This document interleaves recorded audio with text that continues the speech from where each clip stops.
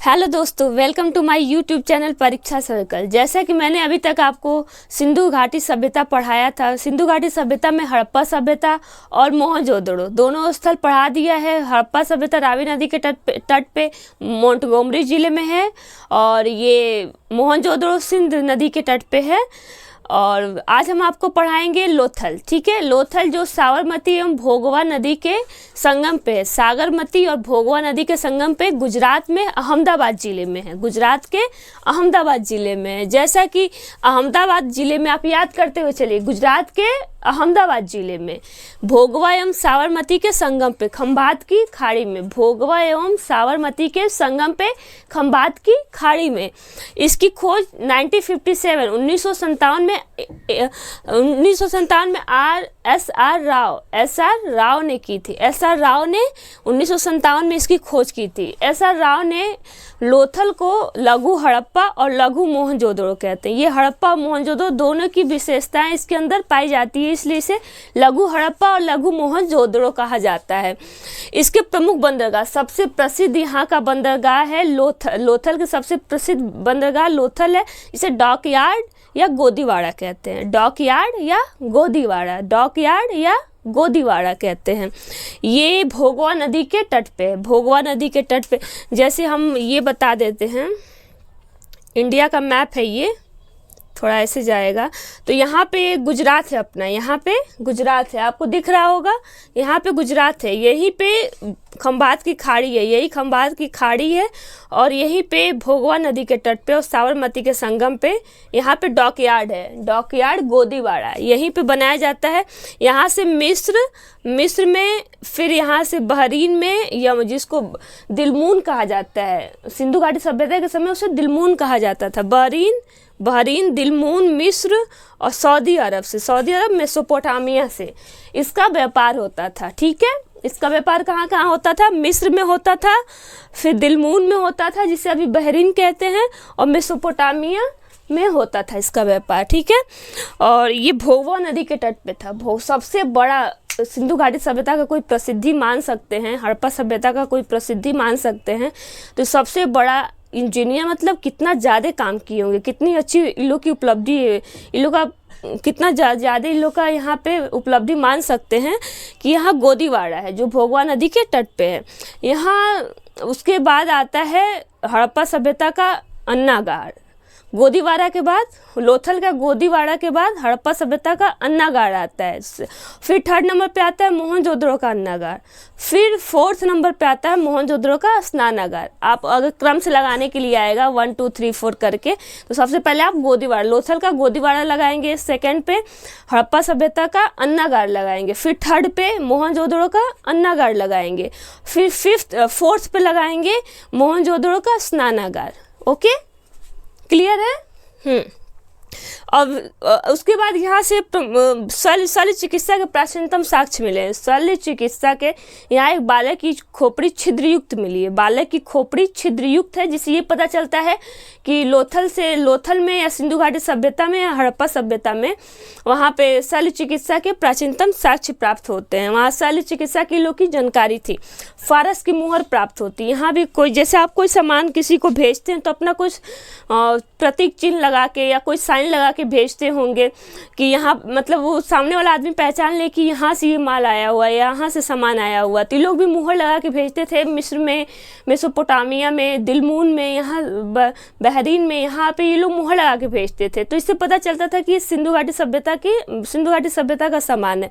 वहाँ फारस से भी जो भी सामान आता था, आयात होता था, तो वहाँ से भी यहाँ वो लोग फारस वाले या मेसोपोटामिया, मिस्र वाले मुहर लगा के भेजते थे, जिससे पता चलता था कि कहाँ का ये सामान है। तो ये विदेशी व्यापार भी करते थे। सबसे ज़्यादा ये विदेशी व्यापार पे निपुण थे। ओके, और यहाँ से धान, मतलब चावल और बाजरे के साक्ष्य मिले हैं। सिंधु घाटी सभ्यता में हड़प्पा सभ्यता से गेहूं और जौ के साक्ष्य मिले अन्नागार से। वहाँ के दरारों में फंसे रह गए गेहूं और जौ। यहाँ से धान और बाजरे का साक्ष्य मिला है। धान और बाजरे का साक्ष्य मिला हुआ है। ठीक है, सबसे बड़ी बात, यहाँ 3 युगल समाधियाँ मिली है। 3 जगह ऐसी युगल समाधि साथ में एक हस्बैंड वाइफ ऐसे करके मिला हुआ है। एक स्त्री और एक पुरुष की समाधि, युगल समाधि मिली हुई है 3 जगह से, जिससे पता चलता है कि यहाँ सती प्रथा प्रचलन में रहा होगा, जिससे सती प्रथा। SR राव जो हैं हमारे इतिहासकार जो बताते हैं, इसकी खोज की है लोथल की, वो बताते हैं कि यहाँ सती प्रथा का साक्ष्य हो सकता है। यहाँ नाव का 5 मॉडल मिला हुआ है, नाव का 5 मॉडल मिला है, भोगवा नदी के तट पे नाव का 5 मॉडल मिला है गोदीवाड़ा से, ठीक है। और घोड़े की लघु मृग मूर्ति मिली है, मतलब इससे ये पता चलता है, घोड़े की लघु मृग मूर्ति मिली है, इससे ये पता चलता है कि ये घोड़े से शायद परिचित रहे होंगे, बहुत ज़्यादा नहीं लेकिन इक्का दुक्का ये घोड़े से परिचित रहे होंगे।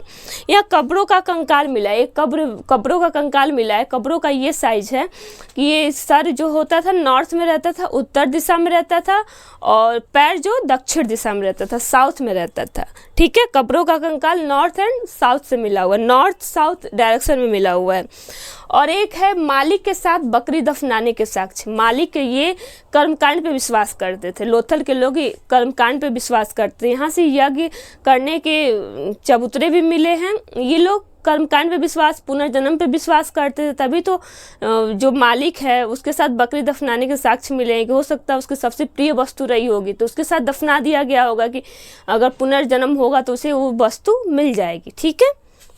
और यहाँ पे ये है, यहाँ का सबसे यूनिक इसको बनाता है कि जितने भी हड़प्पा सभ्यता है, सिंधु घाटी सभ्यता में दरवाजे थे वो गली की तरफ खुलते थे, मेन सड़क की तरफ नहीं खुलते थे कि कोई एक्सीडेंट हो जाए या कोई फिर हानि हो जाए, इसे मेन सड़क की तरफ नहीं खुलते थे, गली की तरफ खुलते थे। लेकिन लोथल में दरवाजे सड़क की तरफ खुलते थे, गली की तरफ नहीं खुलते थे, सड़क की तरफ खुलते थे।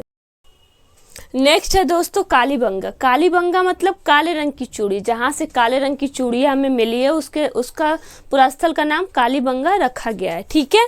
ये राजस्थान के हनुमानगढ़ जिले में सरस्वती नदी के बाएं तट पे, राजस्थान के हनुमानगढ़ जिले में सरस्वती नदी के बाएं तट पे इसकी खोज अमलानंद घोष ने 1953 में की थी। बाएं तट पे मिला हुआ है, अमलानंद घोष ने इसकी खोज 1953 में की थी, ठीक है।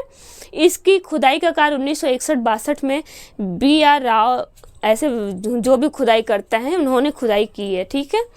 और इसे हड़प्पा सभ्यता की तीसरी राजधानी दशरथ शर्मा कहते हैं। हड़प्पा सभ्यता या सिंधु घाटी सभ्यता की पहली और दूसरी राजधानी कौन सी है? हड़प्पा सभ्यता, सिंधु घाटी सभ्यता की पहली और दूसरी राजधानी हड़प्पा सभ्यता और मोहनजोदड़ो, इसे जुड़वा राजधानी कहा जाता है, और तीसरी राजधानी कालीबंगा है। मोहनजोदड़ो और हड़प्पा सभ्यता के बाद तीसरी राजधानी कालीबंगा है, ठीक है। यहाँ से जुते हुए खेत के साक्ष्य प्राप्त हुए हैं। यहाँ पे जालीदार जुताई हुई है। जालीदार जुताई का मतलब हम ये कह सकते हैं इसे जैसे मान लीजिए ये पूरा आपका खेत है, ठीक है। इस खेत में बीच बीच में एक रो बना दिया गया, एक कॉलम बना दिया गया है।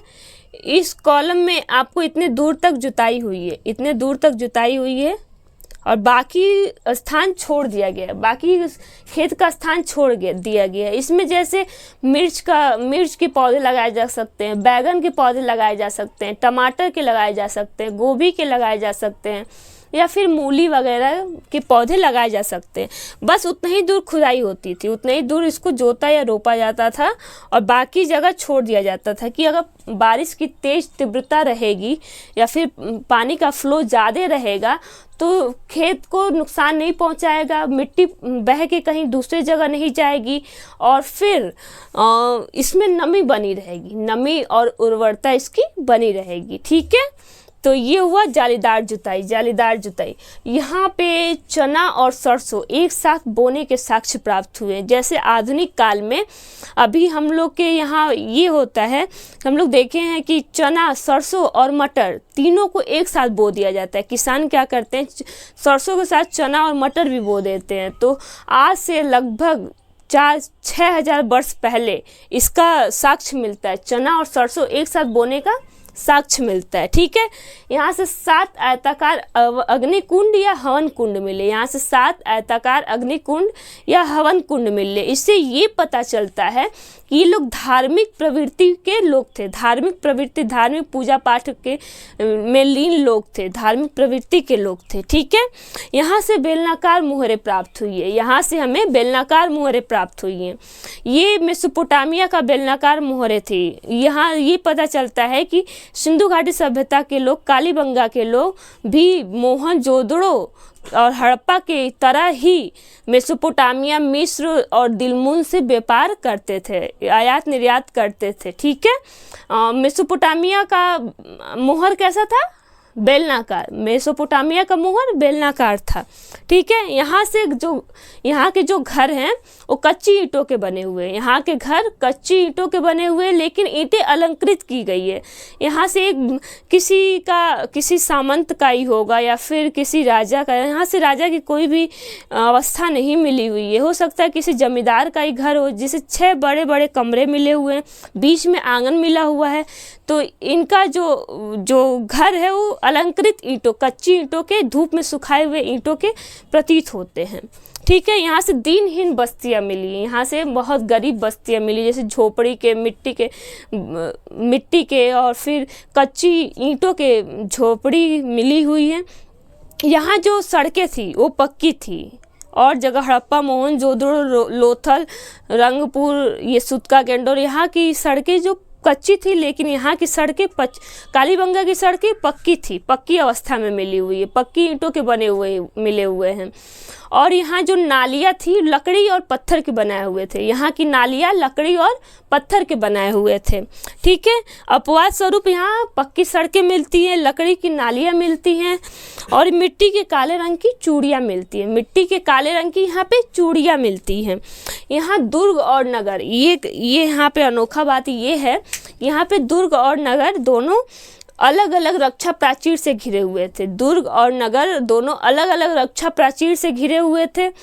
और जैसे मान सकते हैं कि मोहनजोदड़ो और हड़प्पा हम आपको पढ़ाए हैं, जिसमें आपको बताते थे कि निचला नगर था और पश्चिम जो था, पूर्वी दिशा में नगर था और पश्चिम दिशा में टीले थे, किले या टीले कह सकते हैं, जिसे अलग अलग प्राचीर से नहीं घिरा है, बस दुर्ग टीला ही प्राचीर से घिरा था, रक्षा प्राचीर से, नगर टीला रक्षा प्राचीर से नहीं घिरा था। जिससे ये पता चलता था कि वहाँ पे जमींदार लोग, सामंती लोग या राजा जो भी शासन करते थे वो उस अवस्था में होंगे और नगर में आम जनता रहती थी। ठीक है, और फिर यहाँ पे क्या होता है कि कालीबंगा में दुर्ग और नगर दोनों एक साथ अलग अलग रक्षा प्राचीर से घिरे हुए हैं। ठीक है, तो यहीं तक था कालीबंगा। अब हम आपको नगरीय नियोजन पढ़ाएंगे, यहाँ की अर्थव्यवस्था पढ़ाएंगे, सामाजिक व्यवस्था पढ़ाएंगे, कला में संस्कृति पढ़ाएंगे, यहाँ के जो भी समाधि है उसके बारे में पढ़ाएंगे। ये यहीं तक क्लास था। धन्यवाद।